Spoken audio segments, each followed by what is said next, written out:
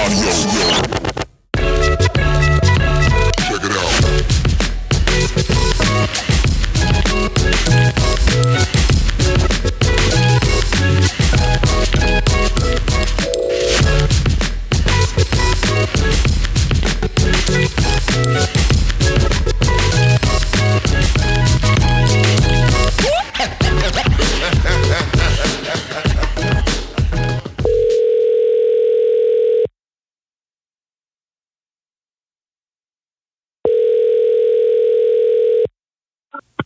Hello. Hey, Taylor. How are you, girl? Doing well. How about yourself? I'm doing all right. You know, just trying to live the dream and kill the game every day. Yeah, I feel that. How's been training your classes going? It's been going really well. I actually just took a week off, though, from training to go on a little vacation. Oh, nice. Where'd you go? I went out to Breckenridge, actually, to do some camping out in the mountains. It was pretty spectacular, kind of cold. I mean, Breck is already beautiful. Yeah, Breck is very beautiful. That's awesome. What was the best part about your trip? Probably just getting to disconnect from the world for a little while and, really enjoy my surroundings and just be one with nature, a little too one with nature. My tent kind of gave out at the very end there. We went to the primitive campgrounds and it got a little sketchy. Oh, I'm sorry. I've definitely had that happen before. Bad tents and bad camping gear makes for an epic trip. No bueno sometimes, but definitely an epic trip. Oh. Yeah.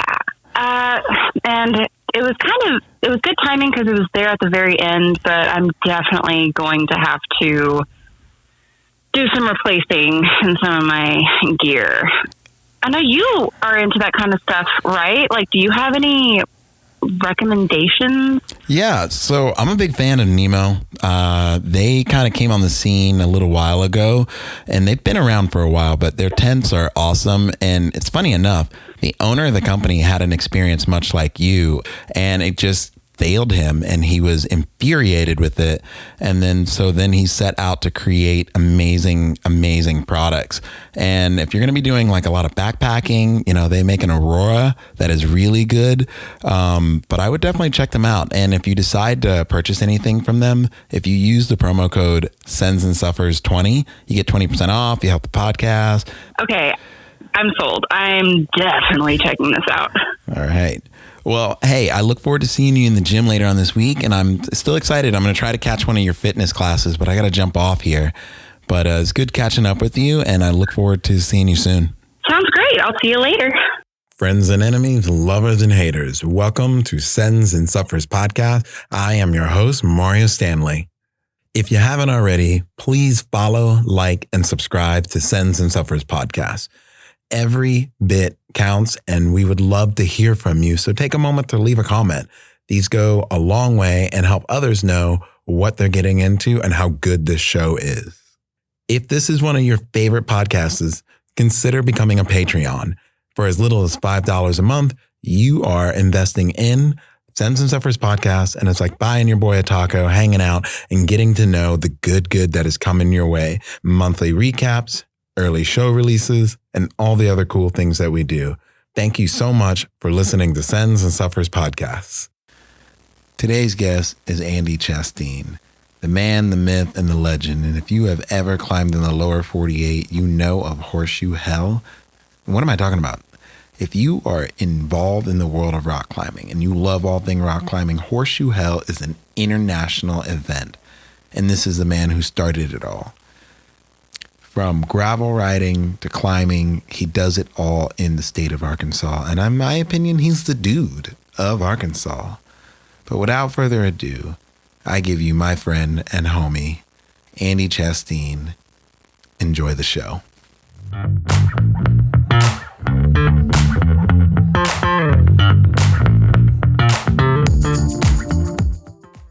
Beautiful. Andy, how are you? I'm good. Very nice. Partially tired, but good. I It's mean, been a long weekend. when did the weekend start for you? You know, I actually came in later than usual. I'm usually here like Monday or Tuesday. Okay. And I had some things I had to take care of. So I came in Wednesday evening. And the 12 starts on Thursday morning. And, but luckily the staff took care of everything. So I'm usually here Monday or Tuesday, but this year was late. I was a late arriver. Very nice. So, you and I know each other, so we're kind of jumping into this. So, but let me first back up by asking the question is, who are you? Where are you from? And what is your relation to the outdoors? And then we'll dive in from the rest of it there. Oh man. I'll try to make this story shorter than it probably is, but, my name is Andy Chasteen, and I have been a lover of the outdoors forever. I grew up in the country, you know, running through streams and rivers in southern Missouri, throwing rocks and fishing and, you know, things that kids do. And so the outdoors has just been ingrained in me from a child. And then I played, you know, all the team sports in high school, and I played basketball in college, and then got out of college and got straight into rock climbing. I became obsessed with rock climbing. When was this? Oh God. No, don't ask me that. You're going to age me, man. Okay. We don't have to. No, I graduated from college in 2002, maybe somewhere under there. Oh yeah. Okay. Yeah. No, that's fair. So it was kind of around that time. And then obviously we founded Horseshoe Hell in 2006. And so I really hadn't been climbing that long. I was kind of a new climber. I'm jumping ahead. I'm jumping ahead here. No, you're not. I just anyone who knows the magnitude of Horseshoe Hell, that's such a funny little, I mean, you went all in. Well, think about this. Listen to this piece of trivia here. Okay. When this event's not mine, so I always say we. When we started to put on Horseshoe Hell in 2006, I had never even been to a climbing competition in my entire life. Oh, not my once. Lord. Yeah. So there's negatives to that because you don't know what it's like, but there's positives because you get a clean slate. You get to do it however you feel like it. I mean, there is magic to that. I hadn't fallen into, you know, as they say, like, bad, habits. Yeah. It was fresh. And we put on an event that we thought would be cool. And that's it, dude. That's it. Yeah, no, that's kind of magic, honestly. And I think it's funny. I think that's kind of honestly how climbing is really. And if you if you look at it in a way, it's like you fell in love with the sport, right? And then you wanted to create the greatest experience for yourself and you and your friends and whoever right away. And I think that's one of the reasons why, like, you find a route, you do it, and now you seek out the next best route, or you seek out the next best thing, or whatever it is. Like, you're chasing after that. That's right. Yeah. And so that's beautiful. Yeah.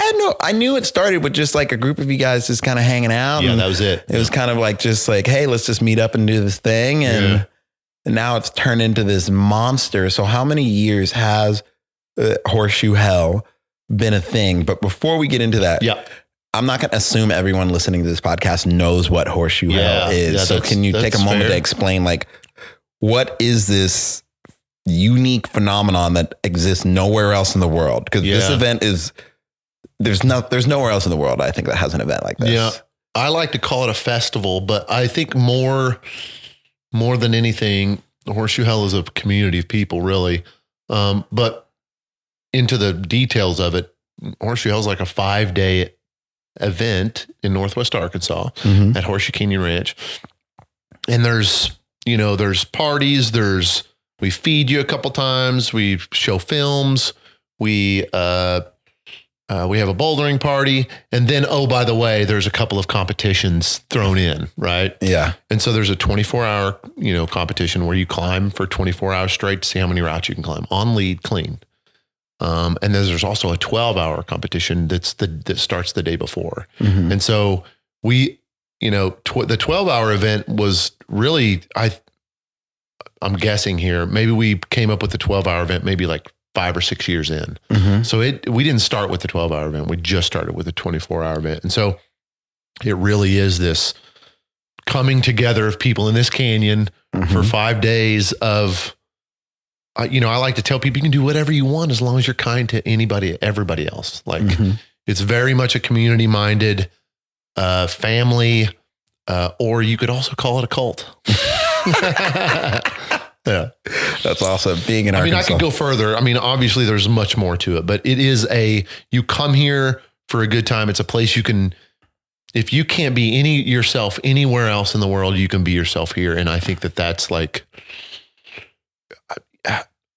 I hate to say this, but the 24-hour and 12-hour events are just peripheral now. Now this is just a coming together of people. I would say that humans. No, I would definitely agree that. When did the costumes come into play? Or was that always been from the get-go? Because I think that's a part of it too that allows people to express, because there's been some wild things over the years.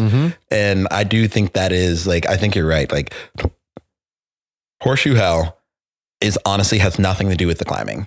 It has everything to do. Climbing is the driving, sure. is the vehicle by which we're all here.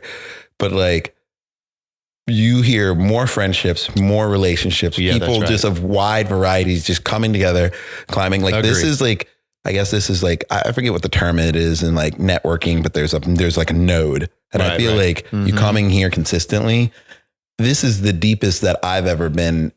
I've met more friends through Arkansas, more friends through Oklahoma, the entire climbing community, and a lot of Texans here, more here than I've met than any one place that I've ever traveled. Yeah. And so like, this is a big, like, as you said, gathering of climbers. Yeah. And for you to say that it makes me happy, because that's what this is about. Sorry, climbers, all you climbers out there that come here and try your hardest for the 12 and the 24-hour events. I don't care. I really just care about bringing people together for a good time and making new friends. Like one of the things I like to ask people to do is bring a little gift from wherever you're from and give it to somebody you don't know. Oh, that's beautiful. And that allows you to meet somebody that you didn't know. And one of the coolest things about here is, we have people from all over the world come to this event and they meet new friends. And then, for example, if you live in this area and you meet somebody from wherever, Washington, it doesn't matter. Yeah. Now you've got a new friend there. And you can go stay at their house when you visit there to climb or whatever. Yeah. And so there have been lifelong friendships made here, and these people come back every year. Oh yeah. Oh, this is like the most. The wait list is how long on average on this thing? We tend to have around 1,000 people on the wait list every year. This is the most like. It's funny. It's like if you're in the climbing community, this is one of the most talked about events. Like around who knows it. And I still feel like, and when I say in your climbing community, the way I like to look at it is think of a bullseye, like you're playing darts. Yeah. Level 1, 2, and 3 is like, I'm not going to try and say like you can't be in those levels, but like you've invested a large amount of your life into identifying as a rock climber, right? Meaning, the festivals, you go to all your life, like, like I don't like to take a vacation unless it's rock climbing. Right. Like we all know what that is. Like, and other sports have them, but this is this place where people come to meet and people come to this festival, and it's unlike anything else. And I feel like when you come here, you develop those deeper center of the bullseye friendships really fast, because you're spending 5 days, you're spending a tremendous amount of time, you're suffering with together, and suffering makes, I don't care who you are. If you go through hard times with someone that you've willingly both put yourself through, you build relationships. And I think that's like the magic here. But it is such a diverse group. Yeah, it's great. And no one here cares how hard you climb. No one cares at all. That's the least of anybody's concern. It's the least of your concern. There are people here who are trying to climb 1 route per hour, and that's their goal. Yeah. And there are people here trying to crush the records. And they're all climbing together, and they're all cheering on each other out at the crag during the event. And that was the vision for this from the start. Calling all pros, we don't care if you come. We could care less. I'm sorry. I hope that doesn't come off wrong. No, say it like it is, Playboy. Say it like it is. For the people. I don't care. I hope this doesn't come across the wrong ways, but this event is for regular human beings to come and challenge themselves. And if pros want to come, totally cool. But that's not what this is about. It's not about that. No, I definitely agree with you. Yeah. I definitely agree with you. So outside of this monstrosity, like I know you have a very established career as a cyclist, as a road biker. You're also a content creator. You're kind of like, I think like, I don't know. I really feel like you are the jack of all. Would you say you're a master of none? Yes. But a jack of all trades, but a master. Well, how does it go? A jack of all trades is a master of none. Is not a master of one, but he knows how to do a bunch of stuff. I say it much more countrified. I say it. I am great at nothing. I'm okay at everything. Oh, good Lord. Good Lord. Okay. Take me to church. I love that. Yeah. So I guess like, so outside of climbing, so you found climbing, that was like your heart. You established this event. This event is like, there's enough, Google this enough. There's enough on the internet that talks about it. Yeah, for sure. Yeah. So, and now you live in Bentonville. Can we jump to like, when did you discover cycling and what about it made you click? Yeah. So much, because I identify you more as a cyclist than I do a climber. I knew you climbed. Yeah. But I like your identity in my mind as a brand. Yeah. Is you are a cyclist. Yeah. I would say that that's probably correct. I spent, quite a few years being an obsessive rock climber. And that was during those years that we, talked about before. And so, and that's when we founded Horseshoe Hell. And then I kind of like, I got into this really short 1-year stint of being like super into, I have an obsessive personality. So whatever I'm into, like I am in it, like tunnel vision. Right. And I got into ultra marathons, oddly enough, for like a year. And I thought that that'd be cool. I hated running, but I thought it'd be cool to run for like, 20 hours straight or whatever. Cause it's hard. Yeah. It's nails. And so I started like training for these ultra marathons that I want to do. And I'm a bigger guy. So I'm like about 200-pound guy. And you can't run every day as a 200-pounder without injuring yourself. And so I got on the bike to supplement like training time. And I wasn't a cyclist. I rode bikes as a kid, but I was never really into it. And once I got on the bike to start training for ultra marathons, and then my obsession switched. It just completely pivoted to cycling. And that's when I got into road racing and all these different things. I got super obsessed with it. And I still ride way more than I climb. I just, it's my obsession. I cannot focus on multiple things at once. And so I have to focus on one thing. And so right now I'm I'm riding a lot. Nice. And that's what it is. I still have that intense passion for the climbing community, because I would argue, being immersed in both communities, the climbing community is way, way cooler than the cycling community. Really? I feel like someone's going to call you out, or these are fighting words you just said. I don't care. I know. I love it. Listen, like you give no fucks and get no fucks. I can see that. You are here. An obsessive cyclist, but I can be objective and take a step back and say the climbing community is just a much more welcoming, understanding, loving. Is that the nature community of the sport? Because is that just because what climbing is? Because when you say that, I think about one of my first times here doing the 24. And I remember I don't know who they are. I know they're living legends, but there's a couple, an older couple, and they did the 36. Yeah. And I cannot remember what their name is. Was it Dick Dower and Natalie? Maybe. They were, they are legends. I think it is every year. Is Dick here? Yeah, they're here now. I think it is them, but I just remember they were the same age as another much older couple than me at that time. Sure. Yeah. And this older couple I first saw was just like, they were like, oh, we're just trying to get around an hour, kind of hang out. And then they came up almost, I didn't think they were that far off. And these two were just nailing. Oh my gosh. Yeah, they're good. Just nailing throughout. It's like breaking records. Yeah, and it was just one of these cool things. And I think the reason why I bring that up is the climbing community. I think climbing in itself, the nature of it is like, it just, the only reason why climbing would ever be shitty is because of shitty people, because the nature of climbing is it doesn't matter like who you are, where you're coming from. The route is the same. Right. The effort is the same. And anyone who turns and sees you climbing on a wall has immediate respect for you because like just to rope in and tie in and just pull up. Yeah.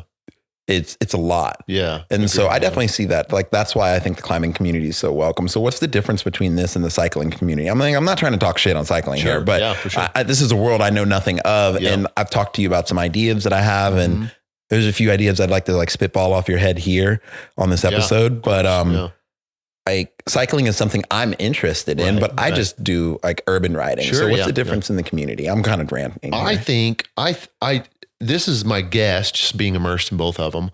My guess is like climbing is inherently competing against yourself, right? For the most part, when you're at a crag or even when you're in a gym, you're climbing with your friends and you want your friend to succeed. You're not competing against that friend. Generally speaking, that's not always the case. No. I get it. Yeah. But generally speaking, when you're cragging with a friend or a buddy of yours, you want them to send that route. Oh, hell yeah. You want them to get it. Oh, it's invested. That's right. And then cycling is more of a competitive, like you're competing against other people. You are trying to beat them, right? So I'm assuming that attracts different personality types, right? Yeah.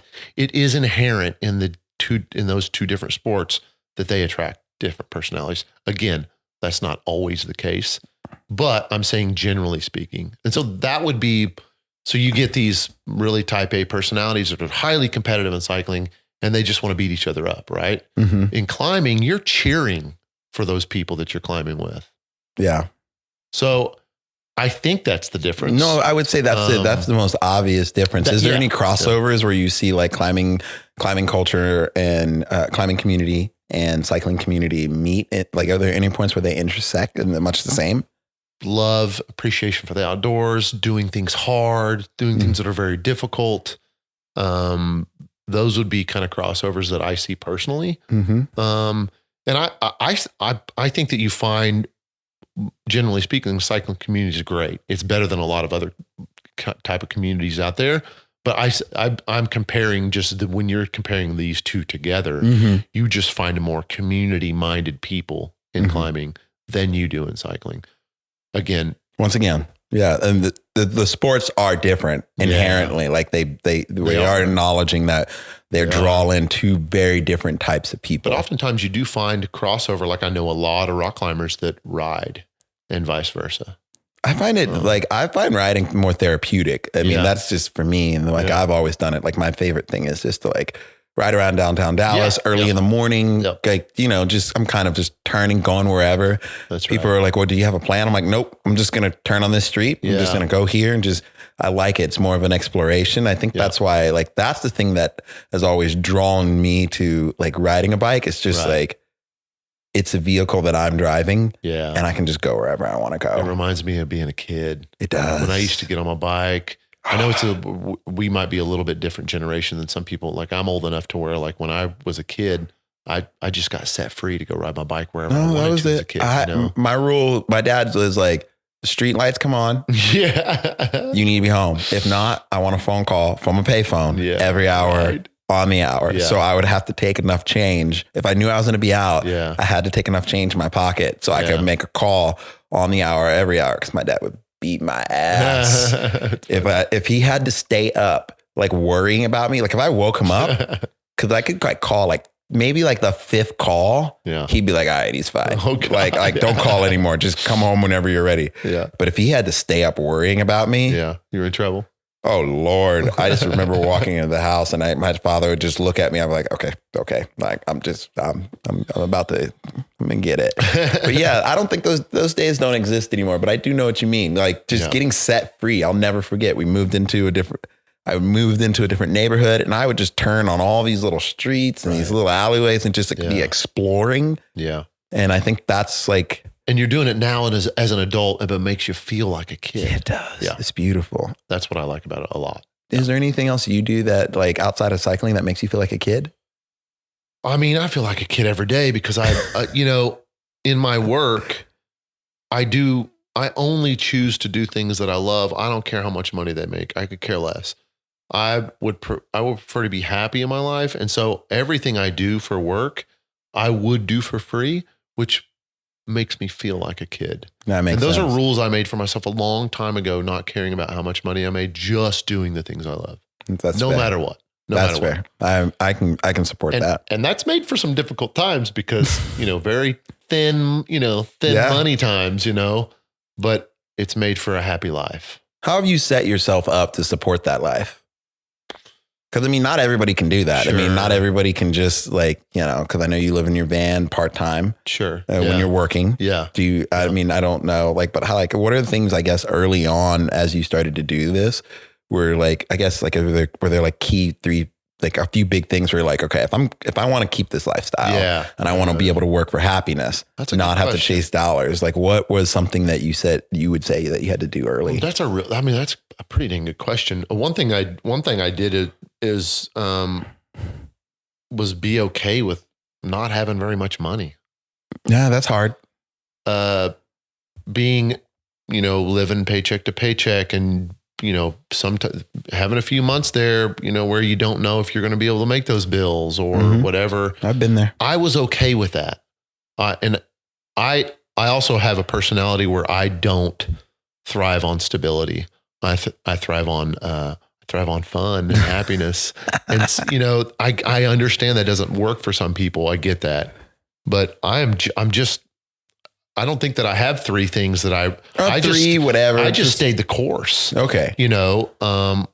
I just stayed the course for years on end, being pretty poor and not caring, really, truly not caring how much money I made, being happy, doing the things that I want to do, not the things that I have to do. And again, I know that doesn't work for everybody, but I wasn't willing to compromise that.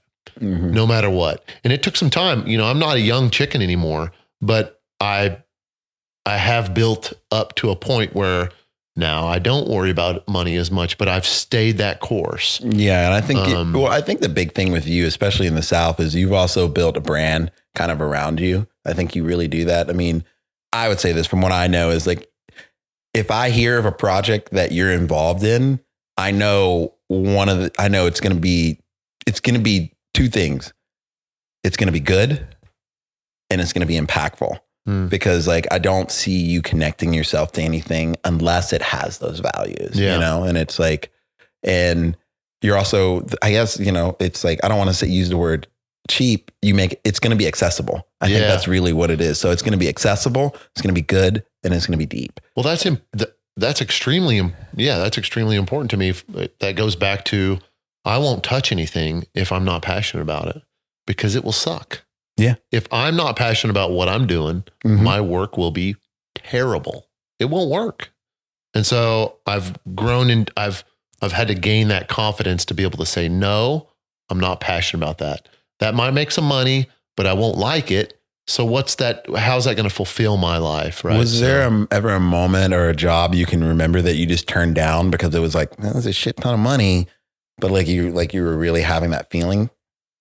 There's been projects, I don't think any jobs, but however you call them, maybe even events that I've been approached about that, there's been quite a few opportunities to expand Horseshoe Hell to 2, 3, 4, 5 more different markets. Oh, wow. And I just don't know if that's the right thing for this, quote unquote brand. I think that Horseshoe Hell is best served for the community being a once a year family reunion in Arkansas. Oh, I love that. And again, those would make me more money, but it definitely. But is it worth it? I don't think it is. Man, it changes the sauce. It changes the sauce. Because what if there was 6 Horseshoe Hells spread out throughout the year?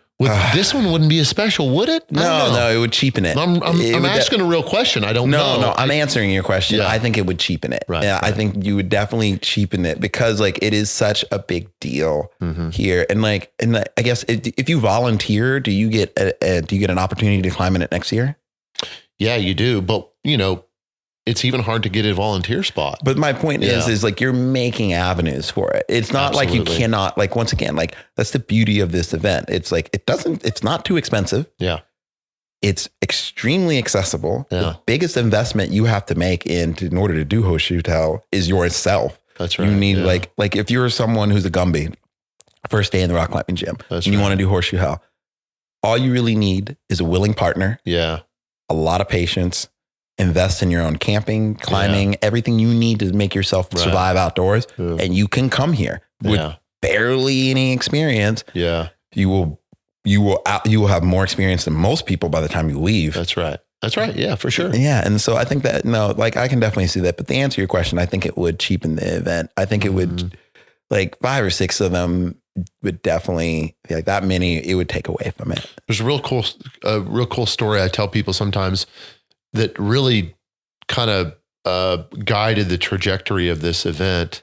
2008, it was our 3rd year. Sonny Trotter came and he competed, and of course he won.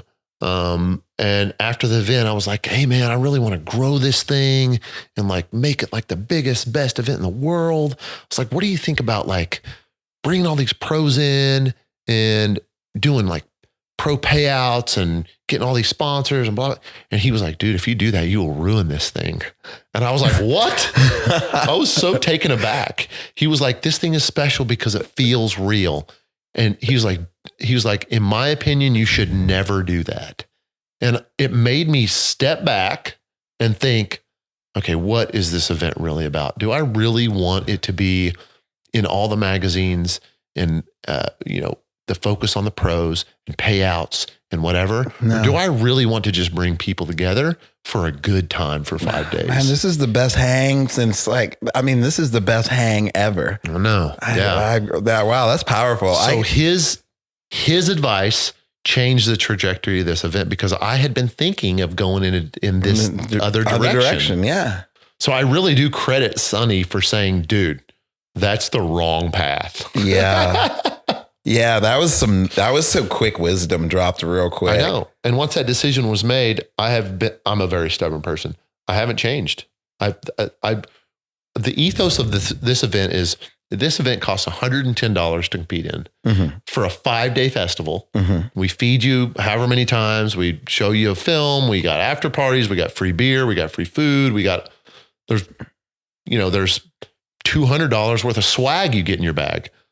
And we haven't raised that price in probably 10 years and we also don't take cash from sponsorships.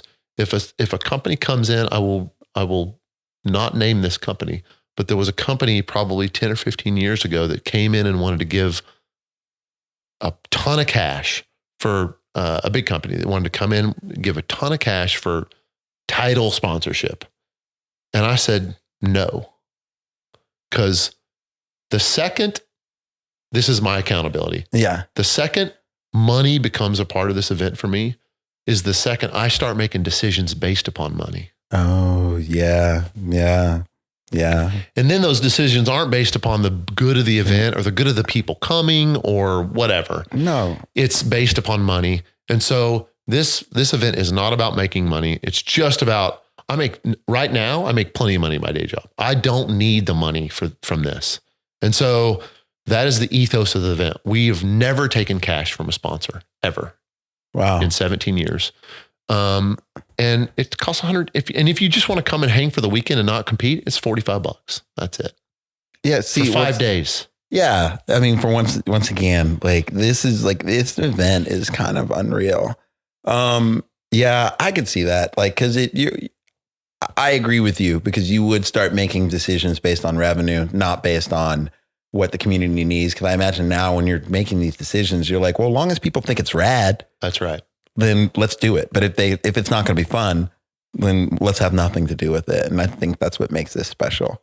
And letting the people own the event. Like, I don't want to own this event. I want the people to own it. Like here's a good example. COVID year, 2020. We put it to a vote whether we should even I let the people vote on it, and they voted. I remember that. They voted not to have it, and so we didn't have it. I remember that. Yeah. And we didn't keep people's money. We deferred everyone's entry to 2021. Everyone's. If you wanted to defer your entry, we let you defer it. And we didn't keep anybody's cash, nobody's cash. We let everybody you either got a refund or you got to defer to 2021. And so yesterday morning at the climbers meeting at 9:00 in the morning, we were trying to figure out where we wanted to have the after party. And I was like, I can't make the decision. Let's just vote on it. So we had the crowd vote on where the after party's happening tonight. That's awesome. Pavilion, field, down in front of the trading post, and everybody voted on the trading post. So that's where we're having it. It's going to be wild. I want everyone to own a little piece of it. I don't want to own this event. I want everybody else to own it. It's not mine. This ain't mine. But I think that's admirable of you. But I also think that's like you're sticking true to your guns, and you're also sticking true to the nature of climbing. Like, we don't own any of this rock. I mean, someone might own the property, the land, but the reality is like, we don't own this rock. We never will. Right. This thing will be here long past all of us. All of us will be mush and mushroom food. That's right. Yeah. And this thing will still be here. Yeah. And so like we are guests. And then I love that attitude. Yeah. For sure. You mentioned it a little earlier. I want to switch gears and talk about your cycling. You have 3 spokes or 3. Oh, my cycling event. Yeah. I want to call the Rule of 3. The Rule of 3. Yeah. Okay, cool. Yeah, I know nothing about this. So that's okay. Me. Yeah, for sure. So what is it? It would be considered a gravel cycling race, basically. And it's set in Bentonville. But it has a unique format to it because it's 100 miles. The route's 100 miles long, and you spend 50 miles on gravel roads. You spend 30 miles on paved roads, and you spend 20 miles on single track mountain bike trail. And so you got to pick your one bike. You pick your one bike to use for that day. Ooh. You pick a mountain bike, it's going to be slow on the gravel and road. You pick a gravel bike, it's going to be a little bit less, great on the single track, right? Yeah. And so it's very equipment driven. It's a very, very difficult course. It's very hard. It's a challenge. It's hard to finish. Oh, wow. And we run it in the exact same ethos as 24 Hours of Horseshoe. We don't take sponsor cash. The event costs $65 to do. And your value, the return of value that you get, you cross that finish line, and we put a bag over your shoulder, and it has a burrito inside. It has a beer. It has a Coke. And it has like a muffin in there. And so you're sitting at the finish line completely cratered out of your mind. You're like dying, but you got sustenance right there. So you don't need to pull your wallet out anywhere to go buy food somewhere. You don't have to go buy beers. It's all right in this bag on your shoulder. So you can get that sustenance, and that'll allow you to stay there and have a good time. We got photo booth photos. There's all kinds of things going on. Oh, that's awesome. So it has a little bit of a festival atmosphere as well to it. And we have the capability of going bigger. Like we have, this year we had 1,500 people, compete in it. What's the max? We capped it at 1,500. Oh, okay. Yeah. So we sold out 1,500 spots in like little less than a day. Question is how big is the waiting list to get on this thing? So we don't do it. Well, I guess we do have a waiting list because we fill up, that registration fills up. And if you don't get in, we do open up a waiting list, and it's pretty gigantic as well. A lot of the draw on that one is like, we're new. This was just our second year. This was just our second, this year was this is awesome. Number 2. And a lot of that draw is that it's in Bentonville, which has world-class mountain biking trails. Mm-hmm. And the gravel roads outside of Bentonville are primo. They're just gorgeous and, physical, and the terrain's difficult. And so Bentonville's a great place to visit. And so people, it makes sense to put an event on there because it's kind of like this cycling mecca now. Yeah. And so that's a good draw, but you also have to put on a good event to get people coming back. Right. So, so that's kind of the story behind Rule of 3, and it's been very fun. But again, same exact ethos as Horseshoe Hell. As far as like, no decisions made based upon money, only decisions made based upon the experience of the people coming. Was the conception of it much like the same as Horseshoe Hell? Just you got a bunch of people together and like, I have this crazy ass idea. Let's just try it. Yeah. As a matter of fact, me and a buddy of mine were riding single track one day in Bentonville on our gravel bikes, because there's actually quite a bit of single track in Bentonville that is smooth and flowy and fun enough to where it's not crazy technical to where you have to have a mountain bike. Real mountain bike on. And so we were just ripping around on these drop bar gravel bikes. And we were like, dude, this is fun. And then you pop out on the road and then you go onto gravel roads. And so you're like popping in and out all this different terrain all day. And we were like, it'd be pretty cool to put on an event here, or like, where you ride all these different terrains. And we sat on it for a couple of years. We didn't run with it immediately. But we felt like 2021 was kind of like the right time to do it, right out of the pandemic. We thought it would be really, really small starting off. And we're like, well, we could get away with, 200 people our first year because, people won't be traveling from other states to come in and spreading COVID, like things like that. So we were thinking this through. And then we sold out like 700 spots that first year. And I was like, oh, crap. Luckily, he's outside. And we did not create a super spreader, which is good. So. Oh yeah. That's the inception of Rule of Three. And I hope that it grows similarly to Horseshoe Hell. And honestly, if it doesn't, I'll just end it. Yeah. Because that's all I care about. I really am extremely passionate about bringing people together as a community for friendships and fun and laughter and being whoever you want to be. And that recharges me, really. I leave this place recharged. I don't leave this place exhausted.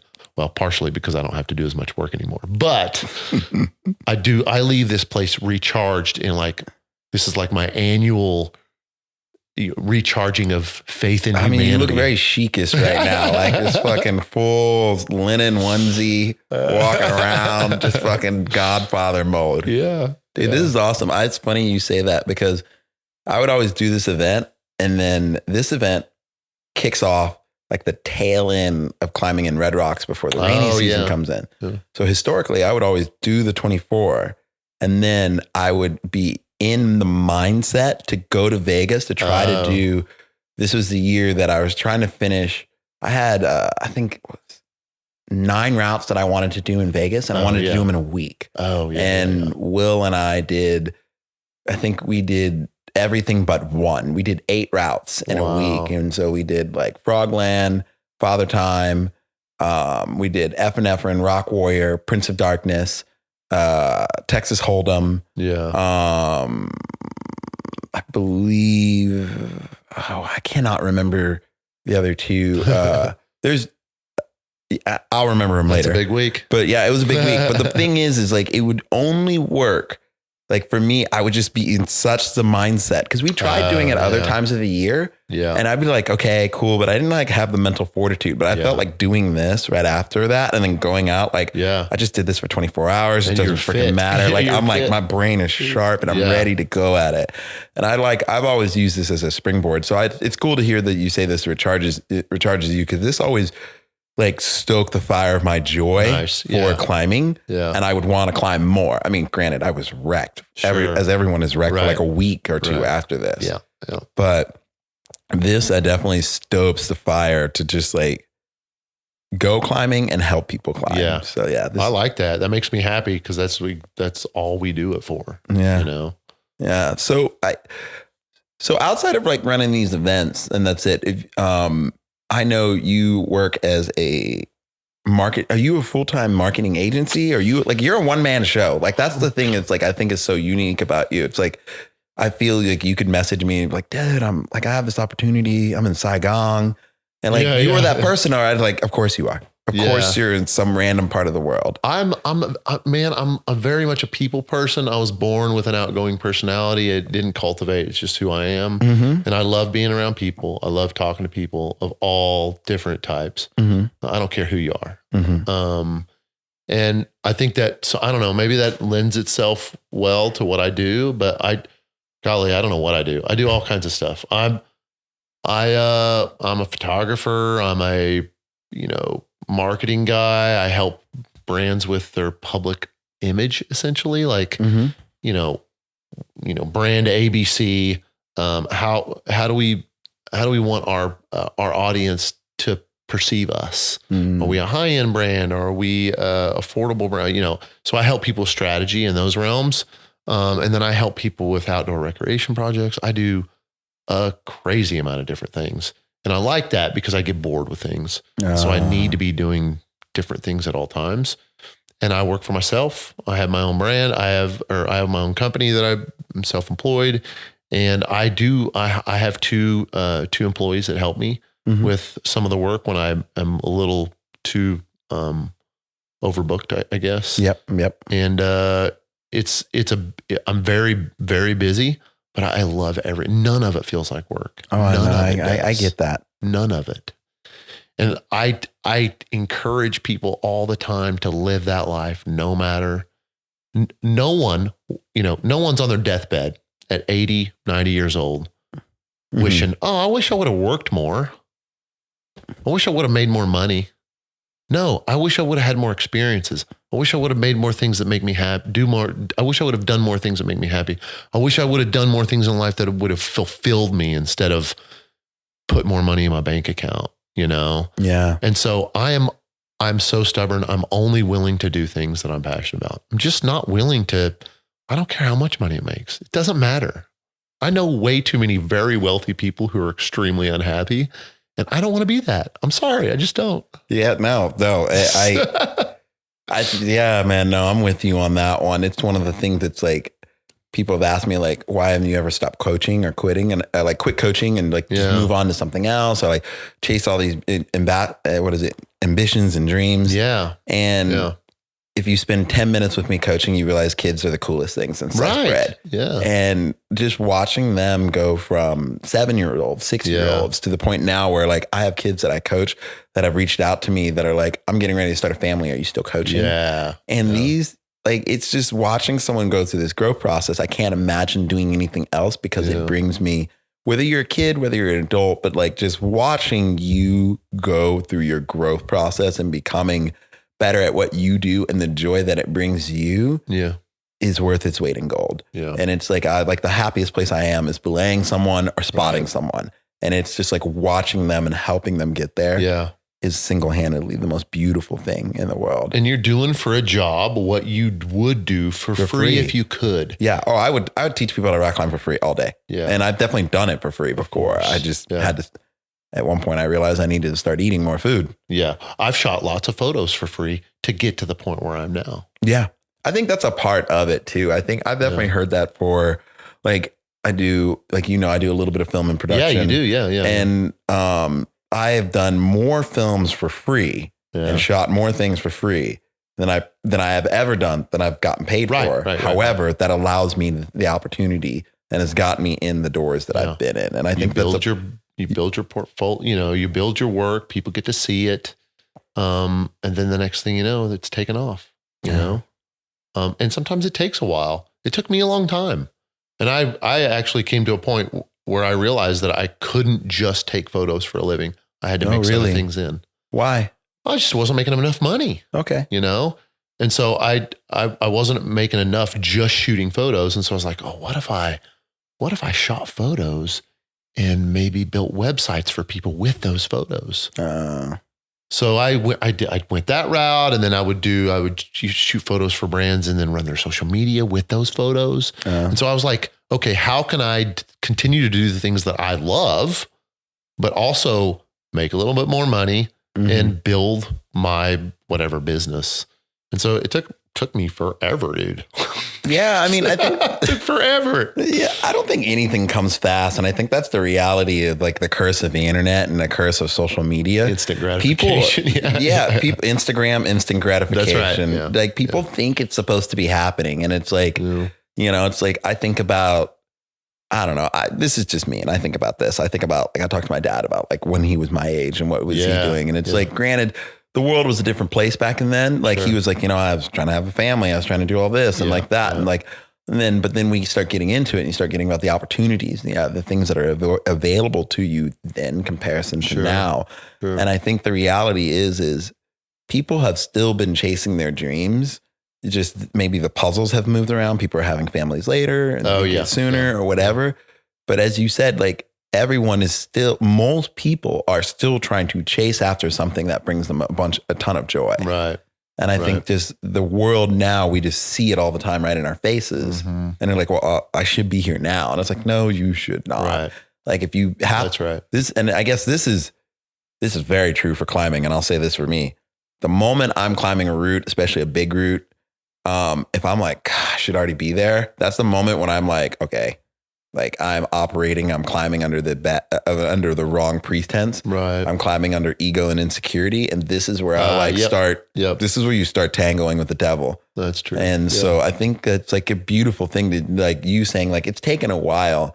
And I think I imagine you've had your own battles of, like you said it earlier, like not making a ton of money or not not having opportunities when you want to. And it's frustrating. Yeah. And it's just, is that something you've just kind of like, I mean, your personality seems like you're kind of someone who just like takes a licking and just keeps on chicken. Stubborn. Yeah. And I wasn't willing to, I did spend like 2 years in this corporate job that made good money, kind of right out of college, that made really good money. And I hated it. I hated it.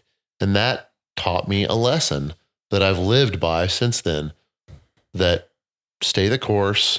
Even if you're poor, who cares? If you're happy, man. I understand you have to pay bills. I get that. There are nuances to this. Like no one's asking you to go hungry. That's right. That's right. But, you know, I'm always asking my buddies, all my friends, are you doing for a living what you do for free? If you could. That is my North Star. That's my North Star. Mm-hmm. So it's beautiful. And it's not easy, man. It's not easy. Bro, no, dude. It's probably honestly, emotionally, I would say, I mean, I'm trying to be in the same boat. And you and I have talked about me diversifying my podcast. That's right. Yeah. Things like that. And this is something I'm learning how to do. But like, there's a tremendous, I would say, arguably say there's a lot more personal failure that you have to deal with kind of going this route comparison to, as you said, taking a corporate job, taking things like that. Not knocking on anybody who's in that structure. Sure. That structure is hard enough as it is. Sure. I think it's a different type of person. It works for some people. Yeah. That's like, right. I think there are people who really thrive in that environment. I agree. Yeah. But like, at the same time, I think like in this world, and let's just say more the creative world. Yeah. Like, I personally would say I've dealt with a lot of ideas that have flopped and failed. Me too. And I've just kind of like, you know, and sometimes you're kicking yourself in the teeth. I've definitely asked myself, I was like, maybe I should just like switch gears and like walk away from either production, podcasting, or things like that. Coaching has never been that thing because it just brings me so much joy. Yep. And this brings me a tremendous amount, but it is one of those growing pains. And I think, I mean. Well, I admire that you're doing everything your own way, because it's not easy to do, but it does bring more joy and fulfillment in my mind. It's maybe not always easier. And it can come with its fair share of, you know, I scraped by for years, just barely. But if I believe the vast majority of people, if they stay the course, they will find that breakthrough at some point. And I admire that you're hustling. I think it's awesome. I think you're not doing it how other people tell you should do it. You're doing it how you want to do it. That's right. No, there's enough success I think my mother said this once. It's like, there's enough success in the world to go around for everyone. It just doesn't look that way. Yeah, that's right. Yeah. And I think that's like the thing that I always try to live by. It's like, I'm really excited to see other people. I'm excited to see other brands. I'm really excited to, Pedro, the guy who opened up the rope company in Arkansas. Yes. I'm very excited to talk to him. Like that was like, cause I asked him, I was like, there's no other climbing like manufacturer of like climbing goods. Right. And there's not a company in Arkansas that does that. And he's like, no, this is the first. And I'm like, but at some time I always assumed that like there should have been. Yeah. You know? Yeah. And it made sense. But then I was like, holy crap, wow, this is big. Cause this is like, Arkansas is God's country for climbing in the South. It's great climbing. Yeah, it's great. And I admire, I really would like to hear more about Pedro's story and how that brand came about, because I just don't know. Oh, well, I want to. I'm talking to him before we get out of here. So, dude, awesome. I'm excited. I love it. Yeah. I'm glad they're here. I'm glad he's here. Yeah, nice. That's cool. So, I guess, is there anything that's coming down the pipeline from you? Like anything that people can kind of look forward, or do they just need to follow you and watch you and kind of try to keep up with you? I think that's the reality.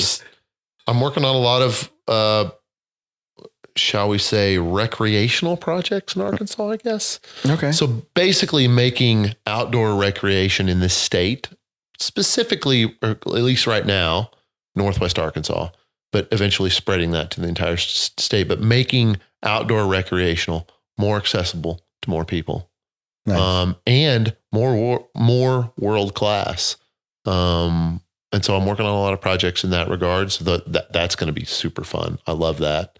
Mm-hmm. And then we're kind of expanding a few of our Rule of 3 events. So we're going to maybe put on a couple more of those events. Within the state of Arkansas. Because again, that's another one of those brands that I believe should not be spread out over multiple areas and places. And, we put on an event in January called the Rule of Free, as in 0. It costs nothing. And so it's a gravel race in January in Bentonville that's free. It doesn't cost you a dime. You come, you race, at the finish line, there's beer and food. And it's our thank you to the community for supporting the Rule of 3 in such a big way. That's awesome. We just call it Rule of Free. Dude, that's awesome. So that sounds like a family affair. That's awesome. It's super cool. And the local community has opened their arms to the event. And that's a thank you. That's our thank you. So if someone wanted to start their own event, because I think that's something that I'm hoping someone listening to this does. Because I know I've talked to you about this. Like I'm going to give away this idea on the podcast, and then if someone else starts this, you're welcome. Right. Yeah. Just remember to holler back at your boy. But I've always wanted to do either a triathlon or some kind of race at Red Rocks, and I tried. It almost happened, but I couldn't get enough crazy friends to convince it along to do it. Yeah. What I wanted to do is get a U-Haul. We're going to drive to Las Vegas with everybody's road bike in the back. Yeah. In Dallas, there are always a very consistent Spirit or Frontier red-eye flights that fly like clockwork to Vegas. Yeah, yeah. The idea was we were all going to get on the red-eye, land in Vegas in the morning.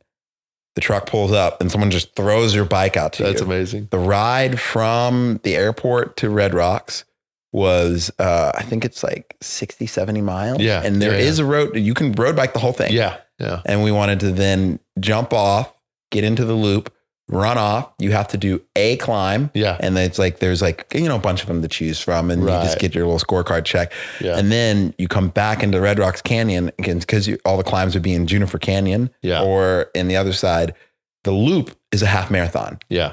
And so the idea is we always wanted, I always tried to, I had 6 people agree. Yeah. But it wasn't enough, but it's this crazy idea. But granted, this is something silly I've always wanted to do. But if someone wanted to do this, is there any advice that you give them besides just screw it and let's do it? Yeah. My first advice would be to decide how you want to do it and stick with that. Okay.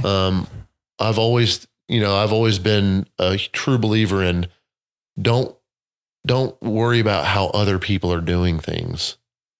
Blaze your own path. Don't look to see what other people are doing. And if you do, don't let that influence you. Maybe you look to see what other people are doing and well, I like that. I don't like that. I'm going to take this, but I'm going to leave that. I don't like that part. And then do it how you would want to do it. That would be my biggest advice. Too many people, in my opinion, look to see what other people are doing out there. And they're well, I like that. So I'm just going to do it like that. Mm-hmm. Do it your own way.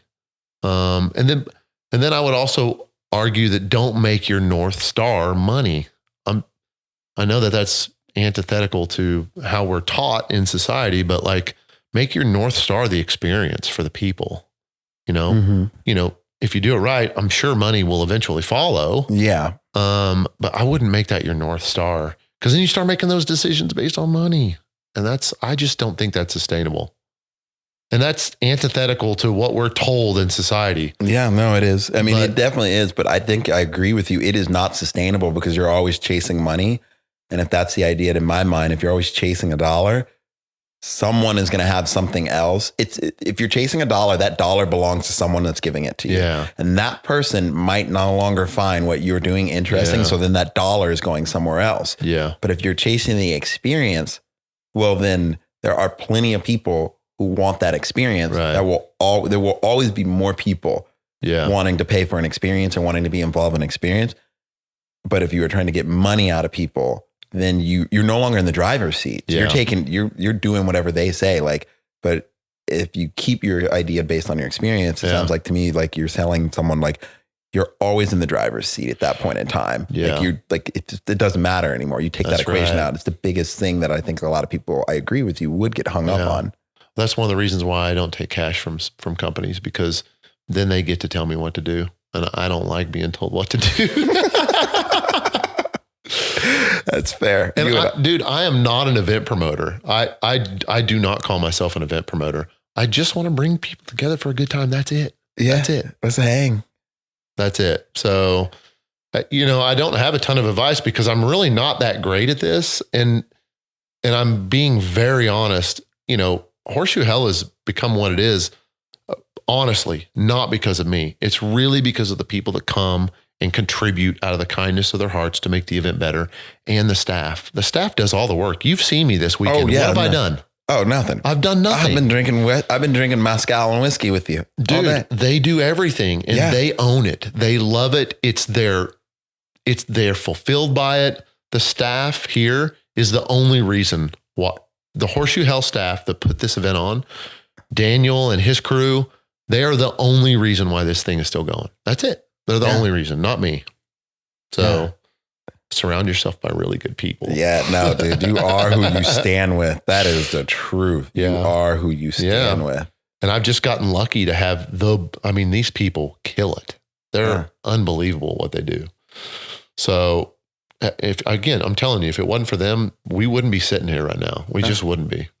Well, definitely. Well, I would like to get an introduction to Daniel, because this is something I would love to like pick at his brain and just talk. Because I think events like this, like people want to create events like this, and I really like what you said. It's like, keep your North Star as the experience that you want to have. Yeah. Because this is one of those things where like the only other event that I've ever seen that is like this is Color the Crag, which was in Alabama. Yeah. And granted, that event had a very different mission. Yeah. It was 100% community. Right. But bringing community that would never, ever, ever be in the outdoors in their entire lives and don't grow up with access to the outdoors. But if you have the means to get there, it's there, that's amazing. Yeah. Which I hope that event comes back. It was definitely one of the, like this, it was probably one of the most unique, beautiful events ever. That's awesome. Wow. Yeah. Do you know Bethany and Mikhail, the people who put that on? I don't think so. One of these days, I'd like to introduce you guys. Man, bring them up here. Yeah. I would love that. But and I think that's like the key thing. But I definitely hear people say all the time, like they come to these events and they want to know how to recreate this in their own community and recreate something of this value. But I think that's like what you said. Keeping the experience in mind, and don't focus on so much like what you need to make it happen. Yeah, like you're probably already doing it, and you're probably already living it. Right. Because if you've had a glimmer of this experience already, so just keep people taking along. Because that's really what it sounds like for me with Horseshoe. Like you guys just kept doing it coming back, and just kept getting bigger, and eventually, that's right. You just grew. And one thing I will say, if for your listeners, I would love. Well, one thing I'll say for your listeners is if anybody does need any help, you're asking what advice I would give. Anything we do is open source. We have no secrets. Whatever, you can use our scoring system. You can use whatever you want that we use to put on your own events. Hell, I'll introduce you to our sponsors. If you have a real plan together that you really want to do an event, I'll introduce you to all our sponsors and say, hey, this is somebody wanting to do something cool in the community. Will you talk to them? Yeah. We have no secrets here. That's anybody awesome. Who we've had people contact us over the years and say, could we use your scoring system or could we use your rules or whatever? You can use any of it you want. None of it's secret. None of it's just for us. You can use anything you want. Yeah. Well, if anybody does have an idea, I will put a link in the bottom of the show notes. Cool, yeah. That'd be awesome. And then you can like submit your idea because I can see this going bombarding with ideas and craziness. So I'm totally fine. Yeah. Just hit us up. There should be a bunch more of these out here, just not put on by me. So what we're also saying is a personal invite is required. Sure. That's awesome. Yeah, I want to. I think that's like a big thing with me too. It's like when I look, when I look at this thing too, it's like, I like what you said. It's like, there should be more. And I've always wondered why there's not. Right. And also too, there might be some that, once again, not everyone knows about Horseshoe. Right. Kind of getting back to like what I was talking about the bullseye earlier, like you have your inner circle, you have your outer circle and that. And I feel like if you float within depth of climbing community, if you float between like circle number 4 and 5, you get whispers of this. Yeah. You know? Right. But if you're outside and farther than that, you just don't know about it yet. But then if you're in 3 to the bullseye, this is a very well-known thing. Like people I know who have been climbing for years have been like, oh, I've always wanted to go to that thing. It seems so intense and so extreme. Or some people are just like, it's just, I've been trying to get in, and they eventually, I hear from them, they're like, I finally got in. It's a big deal. So this is one of those things. We just do everything antithetical to what you would think it should be done. We don't ask climbing magazines to come out. We post on our Instagram page for 5 days out of the year, and it's during this, we put stories up, but you won't really see much from us the rest. I mean, we don't advertise. There's no need. All word of mouth. There's no need. Word of mouth. There's no need for this thing. Like when the email comes out that registration is getting to open, there are whispers in the gym. It's like people get in these pole deep into near where the arete is. They're like, hey, the registration's opening up. Like there are whispers. You hear it. That's like funny. Everyone knows that it's, at least in Dallas, I think it's beautiful because you'll hear once that email comes out, just coaching the kids. I'm always standing out. I hear people talking about hey, registration, like it's getting ready to open up. Are you ready? You want to do this? So like, no, I'm not ready. You're ready. Oh, that's funny. Yeah, dude, this thing has a cult following. It does. Yeah, I like it. I like the cult following. I think that's cool. I don't want to be, not that there's anything wrong with mainstream, but I don't want to be that. I want to be like kind of like a secret, like underneath the radar. Anybody is obviously everybody's welcome, but I still want it to be this like not secretive, but kind of underground kind of event where we like kind of stick to ourselves. And if you want to come, we want you to come. But we ain't coming out there to ask you to come. No. Yeah. No, that's awesome.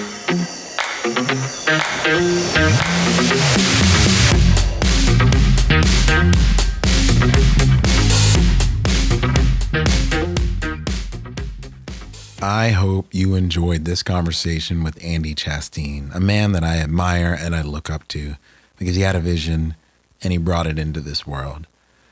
I want to let you know, if you inspire to do something like this, please let me know so I can get you in touch with Andy. He would love to help you, love to provide anything for you, as you heard in this podcast.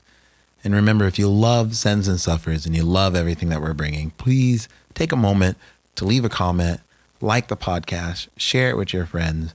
And if you can't get enough of it, join us on our Patreon, where you'll get more information, more episodes, and more cool things that we're here doing. So, thank you so much for listening. And remember, if you're not suffering, are you even sending at all?